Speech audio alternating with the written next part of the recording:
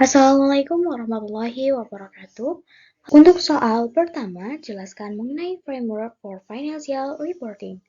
Framework for Financial Reporting adalah kerangka konseptual yang digunakan untuk membimbing proses penyusunan dan penyajian laporan keuangan. Jadi di sini terdapat ilustrasi konseptual Framework for Financial Reporting untuk gambar segitiga terbalik, dan yang ada di bawah terkait dengan objektif untuk level pertama, yaitu dengan tujuan laporan keuangan. Jadi, laporan keuangan dibuat untuk tujuan utama, yaitu memberikan informasi tentang kondisi keuangan perusahaan kepada investor, pemberi pinjaman, dan kreditur lainnya.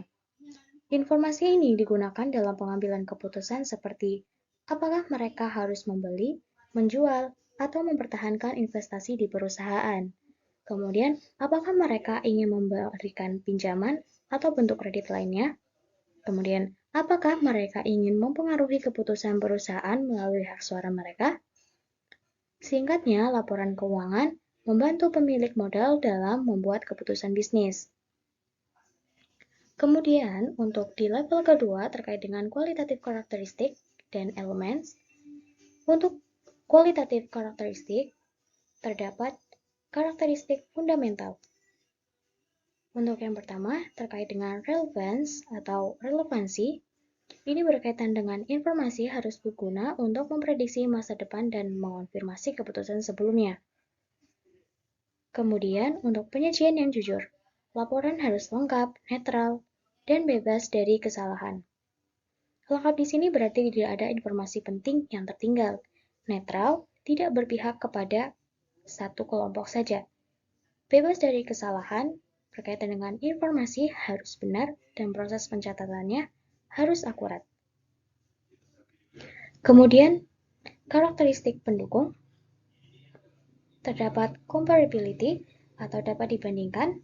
Laporan keuangan perusahaan harus bisa dibandingkan dengan periode sebelumnya atau dengan perusahaan lain di industri yang sama. Kemudian dapat diverifikasi. Data dalam laporan harus bisa diperiksa dan dikonfirmasi oleh akuntan lain. Kemudian timeless atau tepat waktu. Informasi keuangan harus tersedia sebelum keputusan bisnis dibuat. Kemudian understandability atau mudah dipahami. Laporan harus disajikan dengan cara yang bisa dimengerti oleh orang-orang yang memiliki dasar pengetahuan akuntansi. Kemudian untuk elements, di sini untuk unsur laporan keuangan itu sendiri terdiri dari aset, liabilitas, ekuitas, pendapatan, dan beban. Aset tersebut bisa apa yang dimiliki perusahaan berupa uang, peralatan, gedung, dan lain sebagainya. Liabilitas terkait dengan hutang atau kewajiban perusahaan. Ekuitas itu hak pemilik setelah dikurangi hutang. Dan pendapatan itu adalah uang yang diperoleh dari operasional bisnis. Beban ialah biaya yang dikeluarkan untuk menjalankan bisnis.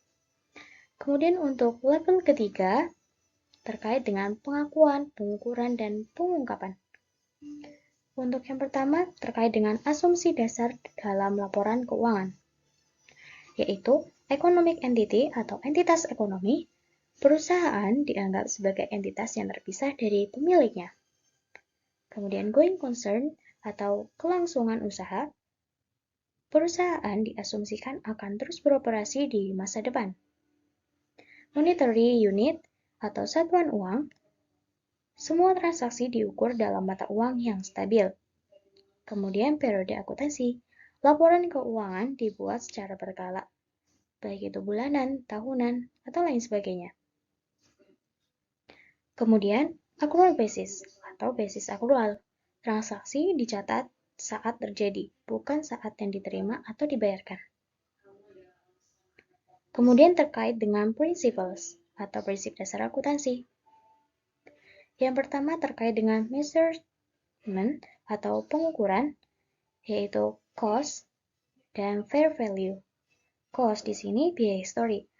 Aset dicatat berdasarkan harga perolehannya. Nilai wajar yaitu aset dapat dinilai berdasarkan harga pasarnya saat ini. Kemudian yang kedua adalah revenue recognition. yaitu pengakuan pendapatan. Pendapatan diakui saat perusahaan memperoleh hak atas pendapatan tersebut dan nilainya dapat diukur dengan pasti. Kemudian yang ketiga, expense recognition, yaitu pengakuan beban. Beban diakui saat terjadi sebagai bagian dari proses penghasilan pendapatan. Kemudian yang keempat, full disclosure atau pengungkapan penuh. Semua informasi yang bisa mempengaruhi keputusan pemakaian laporan keuangan harus diungkapkan. Kemudian terkait dengan kendala dalam laporan keuangan, terkait dengan cost atau biaya. Biaya versus manfaat. Informasi yang disediakan harus lebih banyak manfaatnya daripada biayanya. Kemudian materialitas, hanya informasi yang signifikan bagi pengambilan keputusan yang perlu dimasukkan dalam laporan keuangan. Oke, next, ke soal yang kedua. Untuk soal yang kedua, di sini terdapat neraca saldo setelah penyesuaian PT Sukses per 31 Desember 2023. Dan yang diminta adalah menyusun laporan posisi keuangan. Nah, kita perlu menyusun laporan laba rugi terlebih dahulu sebelum menuju ke laporan posisi keuangan. Mengapa demikian? Karena laba bersih yang diperoleh dari laporan laba rugi akan mempengaruhi ekuitas dalam laporan posisi keuangan. Untuk yang pertama, menghitung pendapatan, di sini terdapat pendapatan operasional, yaitu dihitung dari total penjualan dikurangi retur penjualan dan potongan penjualan, yang menghasilkan sebesar 21.650. Kemudian untuk pendapatan non-operasional, seperti pendapatan dari transaksi lain untuk penjualan falas, di sini sebesar 8.200. Kemudian ini ditambahkan untuk mendapatkan total pendapatan, yaitu sebesar 29.850 diperoleh dari total pendapatan operasional dan total pendapatan non-operasional. Kemudian kita menghitung harga pokok penjualan. Di sini HPP dihitung dari total pembelian barang dagang dikurangi dengan retur dari dan potongan pembelian serta ditambah dengan beban angkut pembelian. Sehingga untuk total harga pokok penjualan yaitu sebesar 24.450. Kemudian menghasilkan laba kotor 5.400 yang diperoleh dari total pendapatan 29.850 dikurang dengan total harga pokok penjualan 24.450. Kemudian kita menghitung total beban. Beban operasional di sini yaitu sebesar 5.300 diperoleh dari penjumlahan untuk beban perlengkapan, beban gaji kantor, beban penyusutan peralatan toko, beban sewa, beban angkut penjualan, beban iklan, itu semua dijumlahkan kemudian menghasilkan 5.300. Kemudian untuk beban non-operasional di sini terdapat beban bunga, yaitu sebesar 100.000. Sehingga total beban di sini yaitu 5.400. Kemudian, untuk menghitung laba bersih diperoleh dari laba kotor dikurangi dengan total beban, yaitu sebesar Rp 0 rupiah. Yang berarti semua pendapatan yang diperoleh telah habis untuk menutup beban yang ada. Oke, next. Setelah mendapatkan hasil laba bersih, jadi laporan laba rugi, kemudian laporan perubahan modal disusun untuk mengetahui bagaimana perubahan modal pemilik dalam periode tersebut. Nah, pada kasus ini, untuk modal awal tercatat sebesar 20 juta, dan laba bersih tadi yang sudah dihitung sebesar Rp 0 rupiah, sehingga untuk total modal akhir yaitu 20 juta. Setelah memperoleh modal akhir, yaitu sebesar 20 juta, di sini kita perlu menyusun neraca atau laporan posisi keuangan. Sehingga mencerminkan kondisi keuangan perusahaan pada akhir periode. Menghitung aset. Di sini untuk aset lancar sendiri adalah aset yang dapat dikonversi menjadi kas dalam waktu kurang dari 1 tahun. Nah, dalam laporan ini, aset lancar terdiri dari kas, piutang usaha, persediaan barang dagang, perlengkapan, sewa dibayar di muka, iklan dibayar di muka. Nah, untuk kas sebesar 7 juta, piutang usaha 10 juta, persediaan barang dagang 8 juta, perlengkapan 1.600.000, sewa dibayar di muka 3 juta, iklan dibayar di muka 700, sehingga untuk total aset pancar sebesar 30.300.000. Kemudian, aset tetap. Aset tetap adalah aset yang digunakan dalam operasional perusahaan dan memiliki umur ekonomis lebih dari 1 tahun. Nah, dalam laporan ini terdiri dari peralatan dan akumulasi penyusutan peralatan. Di sini, sifat akumulasi penyusutan peralatan yaitu bersifat mengurangi. Sehingga, untuk total aset tetap yaitu sebesar 13 juta. Sehingga untuk total aset yang dihasilkan adalah 43.300.000, yaitu dari total aset pancar dan ditambah dengan total aset tetap. Kemudian menghitung liabilitas. Untuk liabilitas di sini terdapat hutang usaha dan hutang gaji. Sehingga menghasilkan total liabilitas sebesar 13.300.000 diperoleh dari 12.500.000 ditambahkan dengan 800.000. Kemudian ekuitas di sini modal akhir yang sudah ada dalam laporan perubahan modal tadi yaitu sebesar 20 juta dan kemudian laba ditahan di sini sebesar 10 juta sehingga untuk total ekuitas sebesar 30 juta. Sehingga untuk total liabilitas dan ekuitas sebesar 43.300.000. Nah, dalam hal ini total aset harus sama dengan total liabilitas dan ekuitas. Nah, untuk total aset yaitu sebesar 43.300.000 sama dengan total liabilitas plus ekuitas yaitu tadi 43.300.000 juga. Yang berarti laporan posisi keuangan sudah seimbang dan benar. Oke, next soal ketiga. Di soal ketiga, di sini pada tanggal 2 September 2011, PT Sukses Mulia menerima laporan bank bulan Agustus 2023. Dari laporan bank tersebut diperoleh data yang tertera dalam layar, bisa di screen terlebih dahulu, kemudian dipahami untuk soalnya. Nah, di dalam soal diminta buatlah rekonsiliasi bank tanggal 31 Agustus 2023 untuk menentukan saldo kas dan bank yang benar. Kemudian buatlah jurnal penyesuaian yang diperlukan tanggal 31 Agustus 2023. Untuk penjelasannya, laporan rekonsiliasi bank sendiri bertujuan untuk mencocokkan saldo yang tercatat di rekening bank dengan saldo yang tercatat di buku perusahaan. Jadi, memastikan bahwa kedua saldo tersebut sesuai setelah memperhitungkan transaksi-transaksi yang belum tercatat pada salah satu atau kedua sisi. Nah, di sini untuk laporan rekonsiliasi bank per 31 Agustus 2023 PT Sukses Mulia untuk saldo menurut rekening koran 1 Agustus 2023 adalah 37.163.000 ditambah setoran dalam perjalanan 21 juta, kemudian menghasilkan 58.163.000 dikurangi cek yang beredar 6.300.000 sehingga saldo bank yang benar yaitu 51.863. Kemudian saldo menurut buku 1 Agustus 2023 yaitu sebesar 46.900.000, kemudian ditambah koreksi kesalahan pencatatan cek dan penagihan piutang wesel. Untuk koreksi kesalahan pencatatan cek sebesar 70.000 dan penagihan piutang wesel 6.468.000 sehingga menghasilkan 53.438.000. Kemudian dikurangi biaya administrasi bank sebesar 105.000.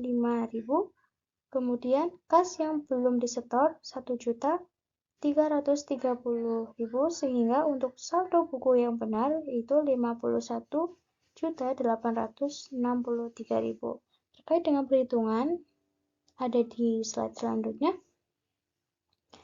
terkait untuk perhitungan rekening koran dan lainnya. Perhitungan saldo bank. Tadi di dalam soal sudah tercantum bahwa saldo bank awal setoran bulan Agustus, penagihan piutang wesel, cek yang diuangkan, biaya administrasi bank, dan saldo bank akhir yaitu sebesar 37.163.000. Itu sebenarnya sudah diakumulasi dari 60.200.000 ditambah 196 juta ditambah dengan penagihan piutang wesel dikurang dengan cek yang diuangkan, kemudian dikurang dengan biaya administrasi bank, sehingga menghasilkan saldo bank akhir sebesar 37.163.000. Kemudian terdapat penyesuaian terkait dengan setoran dalam perjalanan, yaitu sebesar 21 juta rupiah. Nah, setoran yang telah dilakukan namun belum tercatat di rekening atau masih dalam perjalanan, yang dalam soal sebesar 21 juta, nah ini meningkatkan saldo bank, maka ditambahkan ke saldo awal rekening koran. Kemudian cek yang masih beredar di sini sebesar 6.300.000. Cek yang telah diterbitkan perusahaan kepada pihak lain tapi belum dicairkan merupakan pengurangan dari saldo yang tercatat di bank. Pengurangan ini mencerminkan bahwa meskipun cek sudah diterbitkan, bank belum mengurangi saldonya karena cek tersebut belum dicairkan. Sehingga untuk perhitungan saldo bank yang benar itu sebesar 51.863.000. Itu dari saldo bank akhir ditambah dengan setoran dalam perjalanan dan dikurang dengan cek yang masih beredar. Kemudian masuk ke perhitungan saldo kas. Di dalam soal tadi terdapat saldo kas awal, penerimaan bulan Agustus, dan pengeluaran bulan Agustus. Saldo kas menurut buku untuk di akhir itu belum ada ya. Jadi untuk menghitungnya itu iya, saldo kas awal ditambah dengan penerimaan otomatis itu ditambah dan pengeluaran otomatis mengurang. Sehingga untuk saldo kas menurut buku itu sebesar 46.900. Kemudian ada penyesuaian terkait dengan penagihan piutang wesel, yaitu sebesar 6.468.000. Kemudian ada kas yang belum disetor, yaitu sebesar 1.330.000. Kas yang belum disetor adalah uang tunai yang sudah diterima perusahaan, tetapi belum disetorkan ke bank. Hal ini perlu dikurangkan dari saldo perusahaan karena uang tersebut belum tercatat di rekening bank. Kemudian ada selisih cek sebesar 70.000 karena yang tercatat itu 1.087.730, sedangkan seharusnya 1.157.730. Artinya di sini yang tercatat itu masih kurang. Karena kurang itu nantinya akan mengurangi kas di sini sehingga berkurang sebesar 70.000. Kemudian untuk biaya administrasi bank di sini sebesar 105.000. Bank mengenakan biaya administrasi yang mengurangi saldo kas perusahaan. Nah, biaya ini harus dicatat dalam buku perusahaan sehingga mengurangi saldo, yaitu tadi sebesar 105.000. Sehingga untuk perhitungan saldo kas yang benar itu 51.863.000. Jadi untuk perhitungan saldo bank yang benar dan perhitungan saldo kas yang benar itu sama-sama 51.863.000. Nah, untuk jurnal penyesuaian itu kita jelaskan. Yang pertama, di dalam buku perusahaan terdapat kesalahan dalam pencatatan teks. Oleh karena itu, perusahaan perlu mengoreksi kesalahan ini dengan mengurangi kas, sehingga untuk jurnal penyesuaiannya itu debit beban sebesar 70.000 dan kredit kas sebesar 70.000. Kemudian, untuk biaya administrasi yang dikenakan oleh bank perlu dicatat sebagai beban, sehingga biaya administrasi ini mengurangi saldo kas perusahaan, sehingga kas harus dikreditkan. Untuk jurnal penyesuaiannya ini, untuk debit, beban administrasi bank sebesar 105.000 dan kredit kas sebesar 105.000 juga. Kemudian, penagihan piutang wesel oleh perusahaan akan meningkatkan saldo kas karena uang tersebut sudah diterima oleh bank. Piutang wesel harus dikurangi dari buku perusahaan, sehingga perlu penyesuaian untuk debit bank sebesar 6.468.000 dan kredit piutang wesel sebesar 6.468.000. Kemudian kas yang belum disetor ke bank perlu dicatat sebagai piutang setoran, sehingga untuk jurnal penyesuaiannya itu untuk debit piutang setoran sebesar 1.330 dan kredit kas sebesar 1.330.